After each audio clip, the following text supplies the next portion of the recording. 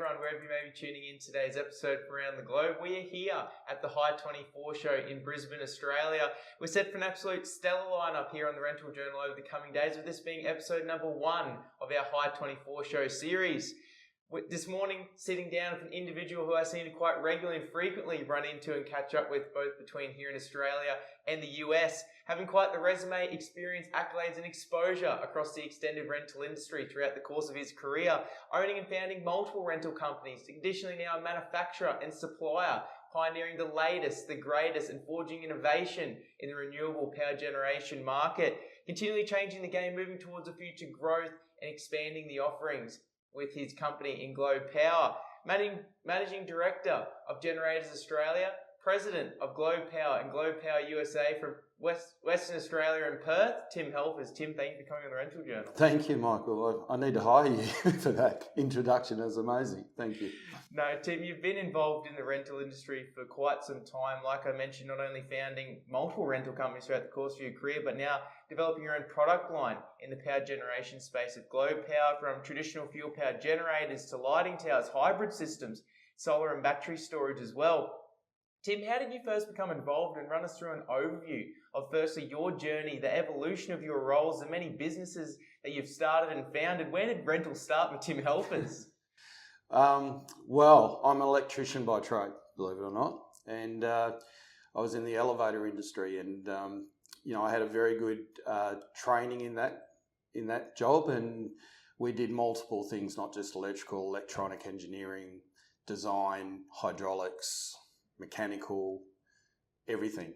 Worked 12-hour days, the same old, but we worked 7 days a week, and I had Yugoslav bosses who were strong-minded but family-orientated business operators. So I hope to think that I've brought that through my business career. So yeah, that's where we started.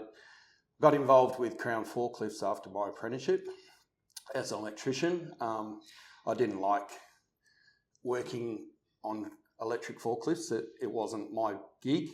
But then what I did like was working for Laurie Putty, who ran Crown Forklifts in Western Australia, and his background was his father introduced Crown Forklifts into Australia. So, a big backlog of knowledge, and yeah, he was an interesting boss, hard but likable, and there's people that you want to work for, and I wanted to please him. I suppose that as a young man I wanted to please him. And he also gave me the opportunity to do other areas that I didn't think that I'd be able to make. So, we got involved and started Access Division. So Crown had ties with Snorkel. So before Snorkel, it was Economy, and so out of the US. And then Crown Forklifts they built equipment in Levin in New Zealand.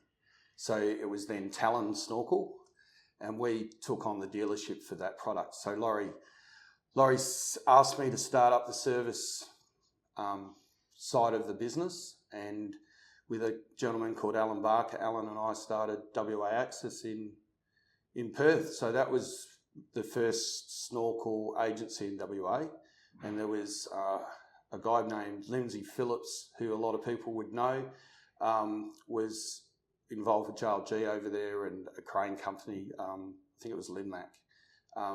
So we were pretty the first guys in WA. There was Lou Quistini, who people would know, who was involved with the product as well, through JLG and Linmac. And yeah, we just took it on, and that's when I met John Jones, who is my business partner now. And so we were in our 20s, and John was selling Nissan forklifts, and we didn't know about limits. It was, here's a product. God, the first time I saw a 60-foot snorkel boom lift was, oh, what is this thing? But we fixed it quick, and I brought in some of my technical people straight away that I used to work with. So a guy called Bruce Taylor and Valerio Montini still work with me now, 38 years later. We're still on the journey together, and it's amazing. That's what it's about, working with people and so on. So Yeah, so I started WA Access for Laurie, and 4 years later, I parted company with him. It was very, very successful, went very strong, very quick. But I always had this urge about wanting to own my own business. So, and like yourself, when you're in your 20s, you get a lot of roadblocks. But I just had this drive from the time I was probably 14 or 15. I just wanted to own my own business. And so it came a time when there was an opportunity for me to do that. So I did it. And, I started off with a toolbox and a XE ute, and worked out of a mate's driveway for the first 4 weeks, repairing MHP trailer-mounted cherry pickers, and then from there I got a small workshop and had 100 square metres. It was an old steel fabrication shop, and it had like 4 inches of dust and steel and bits and pieces, and I got a little corner of this workshop, and we were doing 10-year rebuilds for wreck hair and coats. That's how I sort of got going with that. And I got my little corner, and the owner, he started laughing at me because I spent 2 days cleaning that corner of the workshop out and painted the floors and just got it all really smick. And then we started. Brought a mechanic on, and 3 or 4 years later, that was all purpose access that we started. And 4 years later, we were the JLG service agent for WA, and we had 15 mechanics doing 10 years for Coates, Wreck Hair, Coburn Hire, all the old rental companies in Perth. And yeah, that was how we started. Tim, to start from the Generators Australia side, what are your primary products and services in your rental fleets, the geographical regions that you cover, and how have you expanded this in 2024?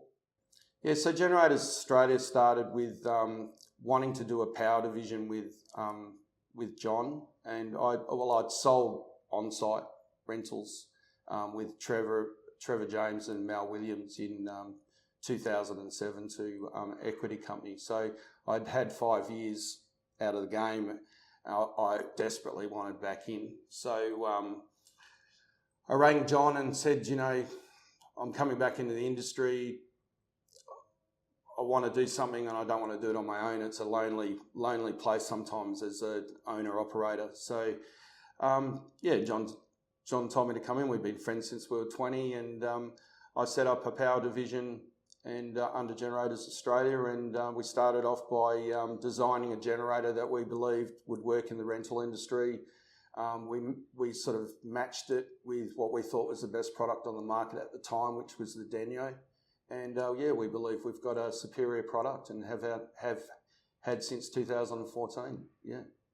Tim, you've said that you are on a mission to provide reliable and customisable renewable power products with Globe Power for advancing design principles that increase efficiency, flexibility, durability, and a focus on reducing costs, very much concentrated on the oil and gas, Australian agriculture, mining, and emergency power requirements. But Tim, originally coming from this rental background, where did the idea of starting the Globe Power brand come from, the initial origin story of founding the brand?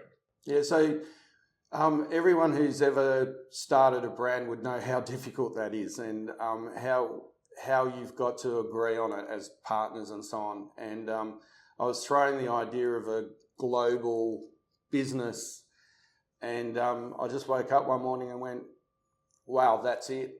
And, I threw it in front of John, and he actually loved it, which is not always easy to get him to love. And, I pitched the Globe, and we looked at global. We couldn't register global power, and then we could register Globe Power. So that's where it kicked off. And, what you will see is wherever we pop up in any part of the world, we turn the world to that bit. So if we're in Australia, we have Australia on the world map. If we're in the US, we have the US map, so we just keep turning it, and that's where we pop up. I love it. And I love the basis of, you can't burn diesel all the time. And before emissions were really a big issue, I suppose in the background of us wanting, better products and innovation and just continuous improvement, which is a whole heap of our values in our business. We just decided solar was the way down, and I started playing with a little bit of solar products, street light and a security camera. A client asked me to build a security camera for them. So we did that, and then luckily I stumbled on Kieran, who is our design engineer that you've had the pleasure of spending quite a bit of time with when we've been travelling. And Kieran is a master, he lives and breathes lithium and solar technology, and he designs all our product with our team in Perth in Western Australia, which is amazing just to be able to do that.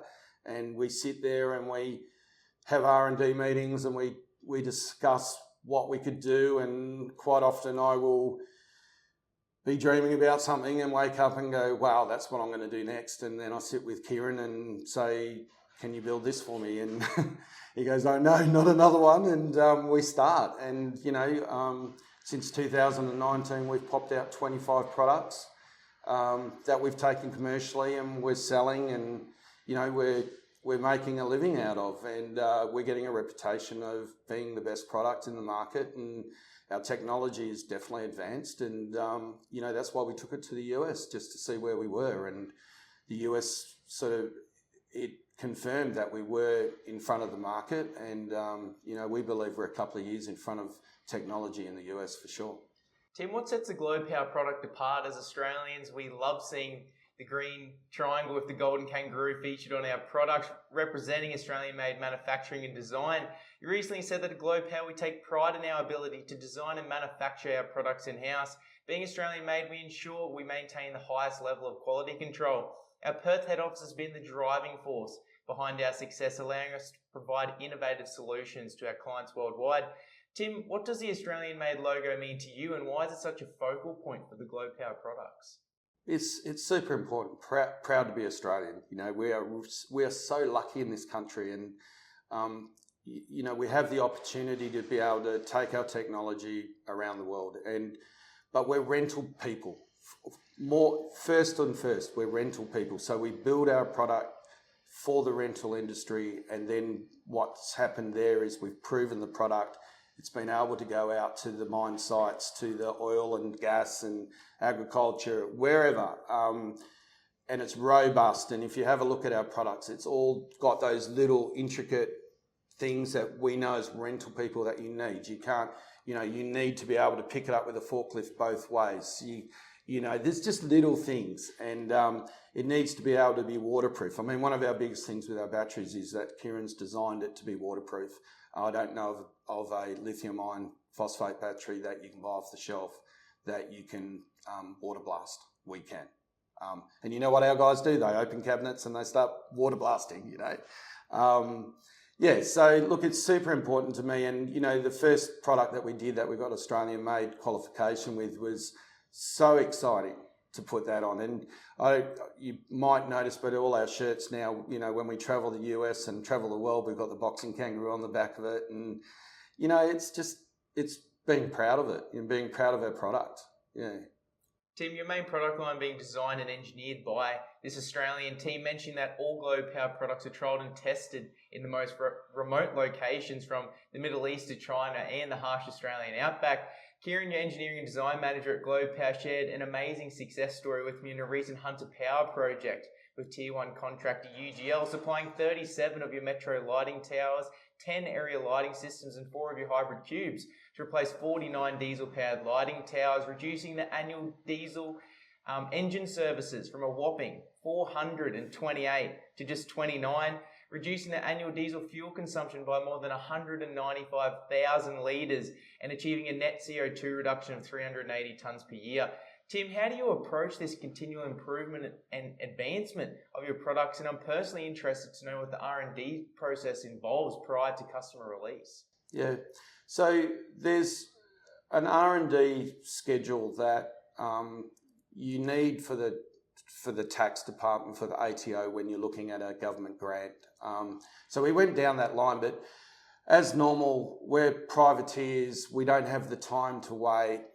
So what we found was that, and we're a reasonably large company now, so we don't qualify for R&D cash rebates. So we don't actually, and we've never have, by the way, on record, claimed any R&D rebates. It just wasn't worth it for us for the amount of work. But what it did do was it gave us a great base to start with, and a schedule of tick boxes that you need to go through from start to finish to really do a proper R&D. So, anyone who's done that it's quite intense, and you have to have going into the right reasons for doing it. But a true R&D is a product that's possibly not going to work. Now, that's not our mantra. So if you know me, we're going to build everything that is going to go commercial and work. I'm not going to waste time on products that isn't.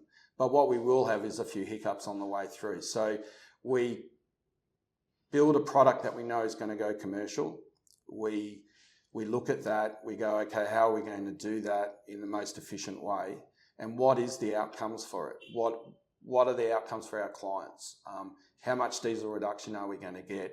Is it going to be used in the right way of being used? Because with renewable products, a lot of clients don't understand how the setup needs to be. So there's a lot of education and learning through that. So yeah, going through your R&D and then having the rental business to be able to prove our product is amazing. And that's what, a lot of people go, why have you got a rental business? Well, one, I love rental, but two, we've got an opportunity to, with some great clients, we can say, hey, we've got this new product. Do you mind trialing it for us? And most times they just go, just give it to us, we'll rent it, Tim. We know it's going to work, but it gives us that opportunity to really put it through its paces and not just through some, control situation. We need to put it in where people knock it around, Roy Hill, 58 degrees on the tarmac, salt on the coast, weather, inclement, cyclone, you name it, we get through it. And then just work through it and then make sure that we're happy with it, and then we bring it to market. And it's been a very successful way of doing it. Sure. Tim, Generators Australia, best value, new fleet transport, remote specialist, and an emphasis on technical labour is described as the keys to the success of your rental operation. How do you tie these primary metrics into the team? How have you developed these metrics over time, and why are these the key specific factors that you're focused on? Yeah, well, time is money, right? And we need efficiencies, and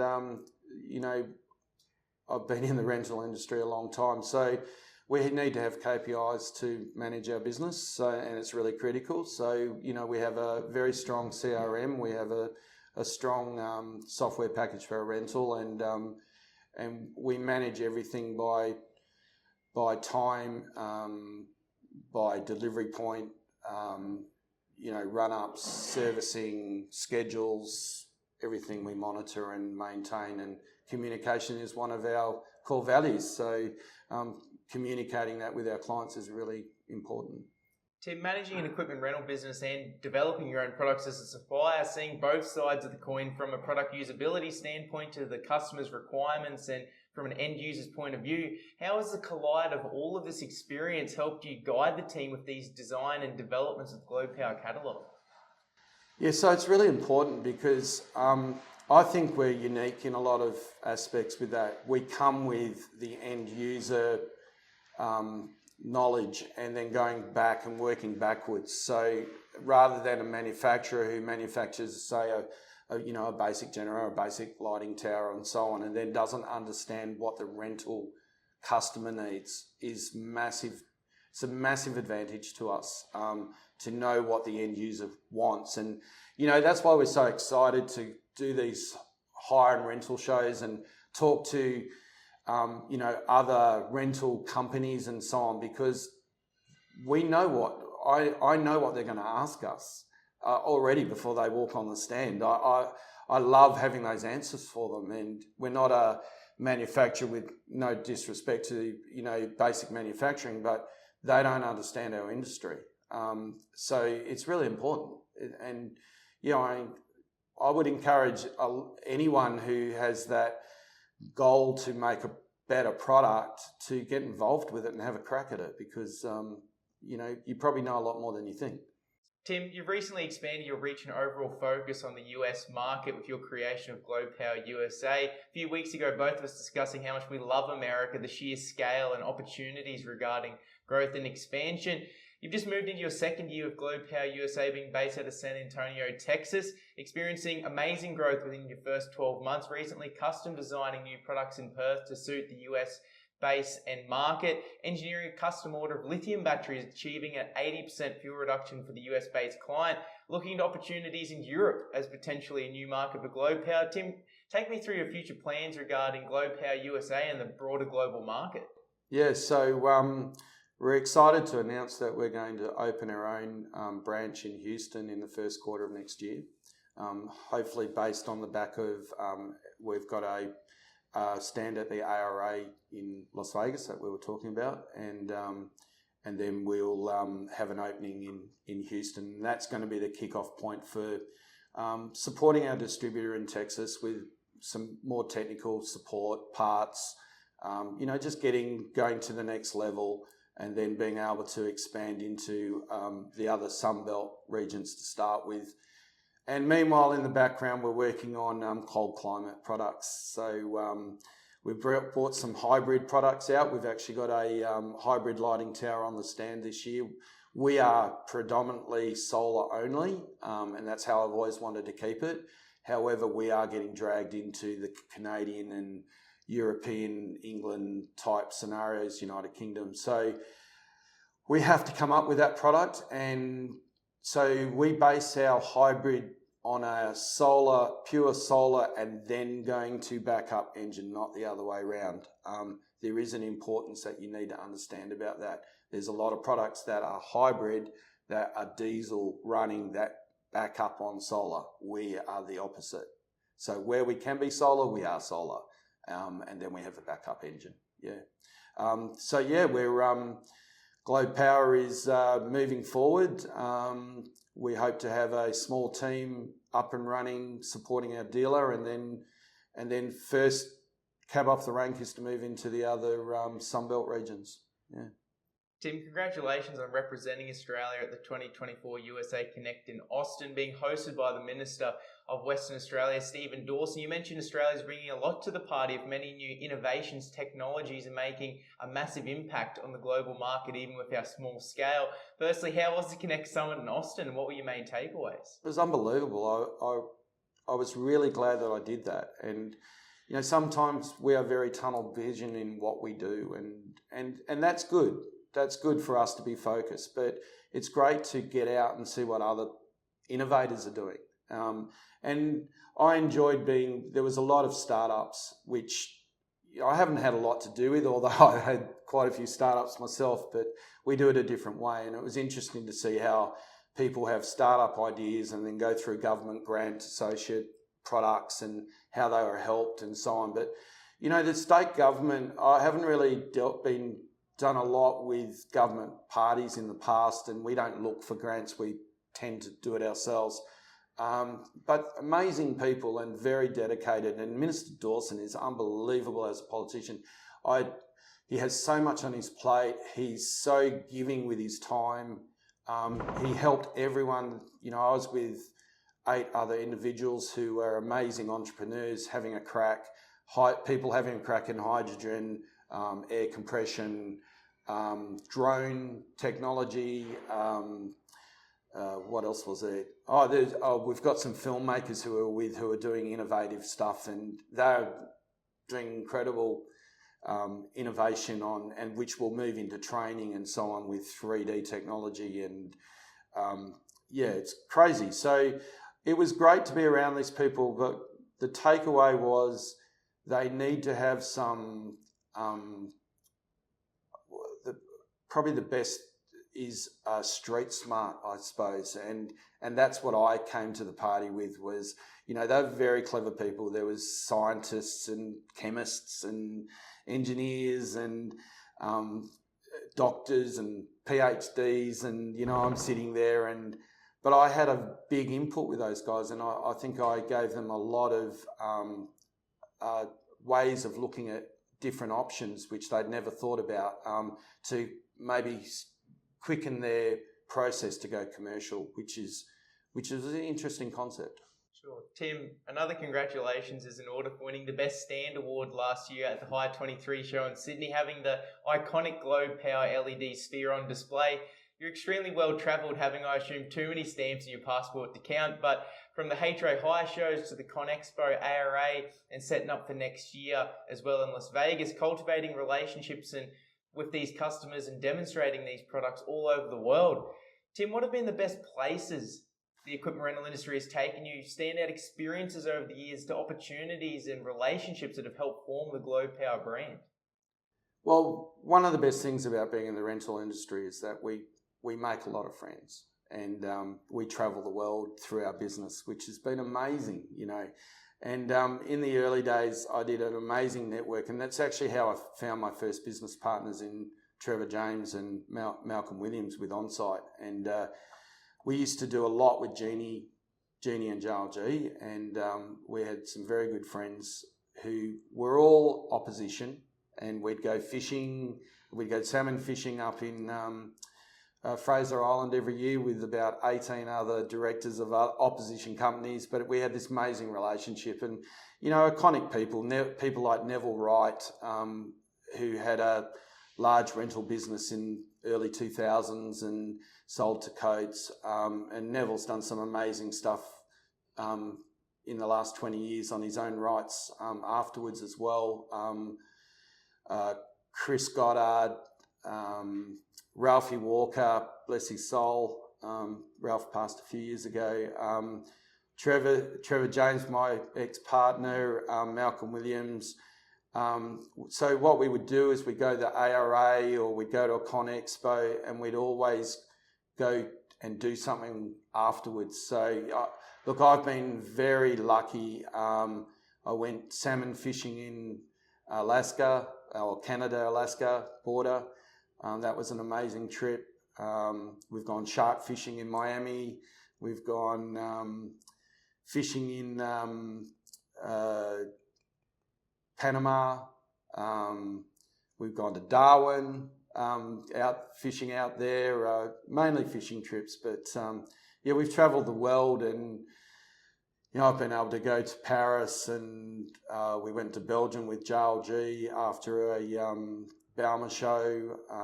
Look, just amazing stuff. I saw on one of your podcasts, one of the guys talking about going down the Autobahn at 160 mile an hour. Well, he wasn't lying. We probably went faster than that. It was a scary trip, but quick. Tim, where do you see the future of power generation going? Many countries across the globe are aiming for net zero results by the year 2050. Renewables are set to take over traditional sources. Some estimations from the German government are conveying targets to contribute up to 80% of new power generation capacity by 2030, and aspirations to hit 100% by 2035.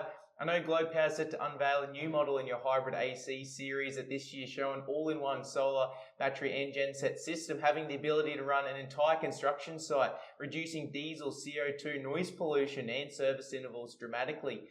Tim, what are your primary focuses with Globe Power going forwards? Is it hybrid power, sticking traditional fuel sources to hydrogen and solar, or further developments in battery? Yeah, I'm glad you asked that, because I've been with the government for the last 3 or 4 months. Like you said, we went to Austin. I've been with guys looking at hydrogen and so on. And 100% we know that the most efficient, economical way to reduce CO2 carbon emissions is solar and lithium. There is no doubt about that. It is the most cost-effective return on investment for everyone. Hydrogen is a long, long way away. It's 6 times more expensive than solar and lithium. And we just, they're really struggling to bring that to market. And there's a lot of governments actually shying away from some of the initial outputs they put there. It's a big buzzword, but very hard to bring to a commercial reality. So solar, lithium. Diesel does have its way. And if you can hybrid diesel, which we do, and I can show anyone the amount of data that we get is that we produce 79 to 82% diesel reduction on just a straight lithium to diesel engine hybrid, which is absolutely the way to go moving forward in the next 10 years. And where you can put solar on that, you bring that up to about 93% diesel reduction. So solar, lithium, hybrid, diesel is it. Tim, how do we transition into this new age? Meeting some of these targets is quite the change and a huge shift, especially for hire and rental companies to make and to roll into their fleets. With you mentioned future visions of new and emerging power generation offerings. What recommendations and suggestions do you have for rental companies who are wanting to make the jump, make these changes and roll these new products into their fleet? Yeah, so as an owner of a rental business, there is no way that I would be buying just straight diesel lighting towers moving forward. Sure, I'd be looking at hybrid solutions and definitely solar solutions. Look, at the end of the day, you've got to trust your supplier. So, you need to do your research, and there's options out there, and we believe we build the best product in the world. But I would suggest to anyone, and trial it, match it up, and have a look. But our hybrid GP270 Cube does 270,000 lumens, but you can pull that back to say 50,000 lumens, and it'll run on the battery for 10 hours straight without any diesel reduction. With diesel reduction, but no diesel use. But the big thing about that unit is, as much as the CO2 servicing reduction and so on, straight away as a purchaser of equipment, it's going to last 2 to 3 years, 3 times longer than your diesel lighting tower. So if you're using it straight out, putting out an amazing amount of 270,000 lumens, that runs 2 hours on battery, 3 hours on battery, 2 hours on engine. So you're getting more than half the use on battery. So your engine time is reduced by half. So if you think, say, 8,000 hours on your diesel lighting tower is a reasonable lifespan, you might say 10,000 hours on a small engine. Well, all of a sudden you're going to get 20,000 hours. So, your upfront purchasing is going to change your whole way of CapEx and R&D, let alone the services down to 2 or 3 services a year rather than 13 services a year. That unit, 2,500 litres in a fixed position, will run the whole unit every night for 356 days. It's amazing what hybrid does. And solar lighting towers up to, we've got 125,000 lumen output. That's where we peg it. You can't put any bigger solar at the moment on that for footprint. So then you have to go hybrid to get more light. But it's amazing what happens, and that's when we talk about R&D and what comes out. There's always something great that comes out of these products. And we tell a story of one of our first solar lighting towers in Sydney on a civil roads works, and there's a lollipop girl managing it, a lady managing the traffic management. And one of our guys asked her how she was liking the solar light. And she goes, "Yeah, that's great, but I got a really good sleep last night." And he said, "Well, what do you mean?" She goes, "Well, I normally stand around in diesel fumes every night of my life. And this is the first week that I haven't stood around in diesel fumes, and I'm sleeping a lot better." Like, we're poisoning people, that's the problem with all these older technology products. There's all these byproducts that you don't even understand, or sometimes don't ask the question. And then that's what comes out of this new renewable technology innovation, is there's always a better benefit for someone out of it that we don't even think about when we first start. And that's actually probably the really exciting part about it. No, it's amazing, Tim. Tim, How did the COVID-19 years challenge you as a supplier? This period was obviously a test we all experienced, seeing an insane impact on the global supply chain, OEM part shortages, freight implications, and industries being completely shut down, and also, I'm sure, a huge increase in cost for yourself as a supplier. The US, for example, reported a 43% reduction in annual manufacturing output in Q2 of 2020, experiencing some of the largest declines across all metrics since World War II. Tim, as a supplier and from your rental side of Generators Australia, did this impact or handicap your creative side, and what were the areas you were forced to develop and areas for improvement which you've implemented since this formative period? Great question. So COVID, I'm actually embarrassed to say, was the best thing for our business. We acknowledge everyone who was sick, and I look, everyone has their own opinion on COVID, but I think the first thing we have to do as human beings is protect each other. So I personally think a lot of what happened we had to do because we didn't know what was going to happen. So the unknown, right? The unknown of running a business, the unknown of everything. We had X amount of employees that when you first think about COVID, how we're going to pay everyone, what's going to go on with the business and so on.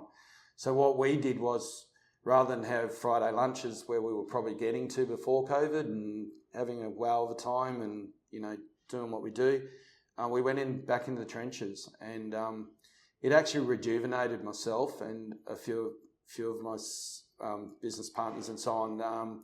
So we went back in the trenches. We used it as a time to do R&D, to come up with the latest technology, and that's what we did for 3 years, is just bang it out. We worked 12-hour days, and we just designed, and that's how we were able to knock out 25 new products, and we've got 6 more new products coming out this year, and it's all based on the back of COVID.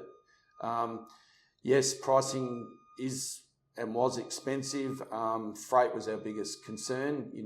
Freight costs went from $5,000 a container to, I think the most I paid was $25,000 for a container. So you just got to suck it. And I suppose we didn't want to put our prices to a point where you just couldn't sell the product. So our margins a lot less, but we just held our ground, and prices have got better. It changes because we buy in US dollars. The Australian dollar hasn't been great for a long time, and that fluctuates. So we're just used to doing that sort of world business these days. Yeah. Tim, you've had an extreme amount of success and been extremely accomplished with your many businesses over the years. When chatting with Kieran at Globe Power, I asked the question of how would you describe Tim as a leader, partner, and personally? And this was Kieran's insight. Tim is an unforgiving driven leader. He pushes everyone to give their best, as our Globe Power customers deserve no less.